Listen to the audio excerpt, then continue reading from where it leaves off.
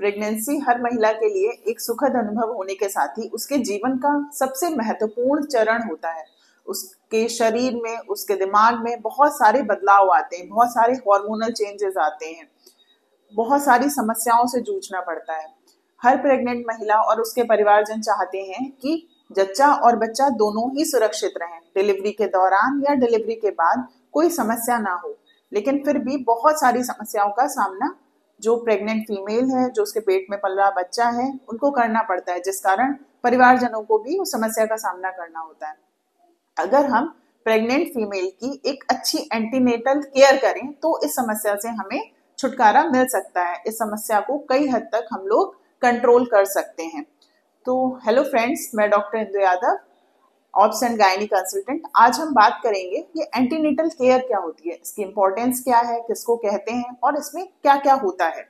तो सबसे पहले एंटीनेटल केयर, यानी एंटी मतलब पहले, नेटल जन्म से, और केयर देखभाल। तो कंसीव करने से लेकर जन्म देने तक का जो पीरियड है उसको एंटीनेटल पीरियड कहा जाता है। इस दौरान जो भी प्रेग्नेंट महिला को केयर दी जाती है उसे एंटीनेटल केयर कहते हैं, यानी प्रसव पूर्व देखभाल। ये क्यों जरूरी है? तो जब हम एक अच्छी एंटीनेटल केयर देंगे तो हमें महिला के जो प्रेग्नेंट लेडीज हैं उनके बारे में सारी चीजें पता होंगी। मतलब उनका एक जो प्रोफाइल है, हेल्थ प्रोफाइल है, जो उनके पेट में पल रहा बच्चा है उसके बारे में पूरी जानकारी होगी। अगर कोई भी समस्या इस दौरान होती है तो हम उसको सॉल्व कर सकते हैं। मान लीजिए उनको कोई बीपी का प्रॉब्लम होता है, शुगर का प्रॉब्लम होता है, या कोई और समस्या होती है, उनके बच्चे को कोई समस्या होती है, तो हम समय रहते उसको कंट्रोल कर सकते हैं। इसलिए एंटीनेटल केयर बहुत ही ज्यादा इंपॉर्टेंट होता है। तो हमें एंटीनेटल केयर में क्या करना है? एंटीनेटल केयर मतलब हमें अपने डॉक्टर से जाकर विजिट करना है और उनको अपनी सारी चीजें बतानी है। तो पहली विजिट हम अपने डॉक्टर से कब करेंगे?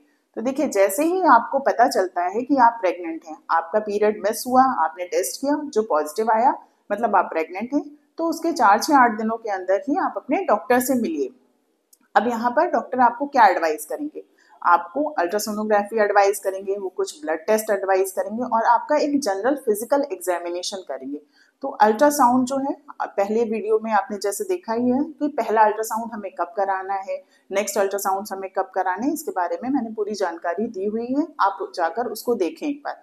ब्लड टेस्ट, अब कौन कौन से ब्लड टेस्ट हमें कराने होते हैं, तो एक ब्लड टेस्ट का भी वीडियो है जिसमें मैंने बताया है, आप उसको भी देख सकते हैं।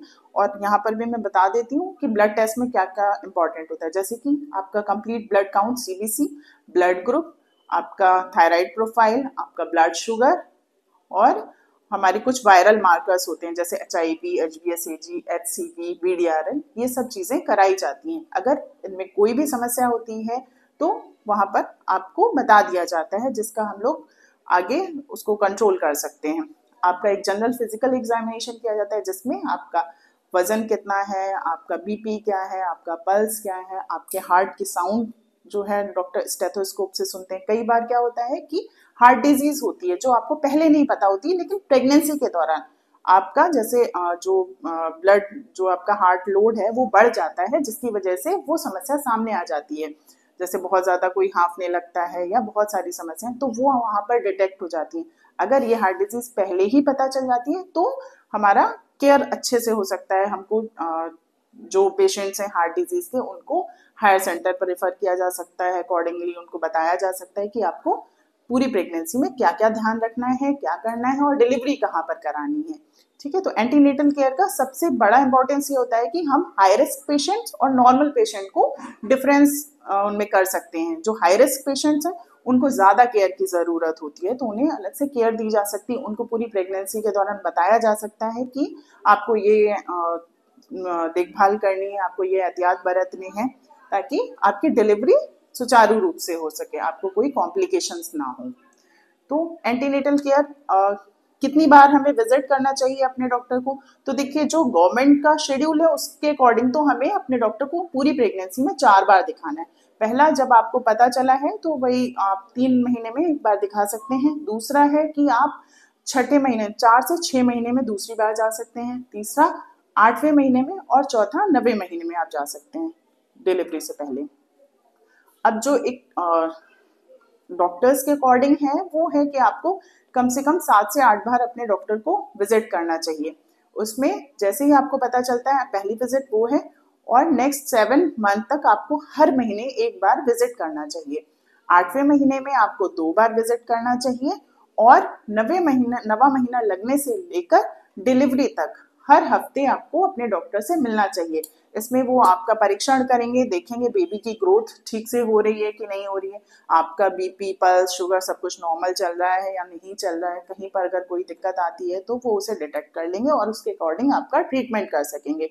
कई बार होता है कि बच्चा जो है टेढ़ा है, उल्टा है, इसकी भी जानकारी पहले से लग जाएगी, और आपको कि डिलीवरी नॉर्मल होनी है या ऑपरेशन होना है, समय रहते इसकी जानकारी दे दी जाएगी, जिससे जो डिलीवरी के दौरान कॉम्प्लिकेशंस होते हैं वो नहीं होंगे। कई बार होता है कि हीमोग्लोबिन बहुत कम हो जाता है, 5-6 ग्राम रह जाता है, तो आपको उसकी जानकारी हो जाएगी। अगर आप 5-6 ग्राम हीमोग्लोबिन में जाएंगे डिलीवरी के दौरान तो ब्लड अरेंज करना और सारी चीजें हो पाना थोड़ा सा मुश्किल हो जाता है। ऐसे में क्या होता है कि बच्चा कभी पेट में खत्म हो जाता है, कभी महिला की मृत्यु हो जाती है। तो इन सारे कॉम्प्लिकेशंस को अच्छी एंटीनेटल केयर से हम लोग कंट्रोल कर सकते हैं, ताकि हमारा बच्चा ठीक से डिलीवर हो सके और हमारी जो प्रेग्नेंट लेडी है वो डिलीवरी के दौरान सुरक्षित रह सके।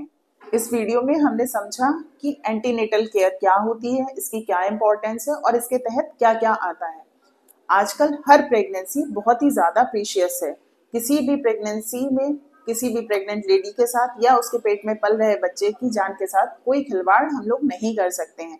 तो एक प्रॉपर एंटीनेटल केयर देना आपकी और हमारी, हम सबकी जिम्मेदारी है, ताकि हम शिशु मृत्यु दर और जो मातृ मृत्यु दर है उसको कम कर सकें।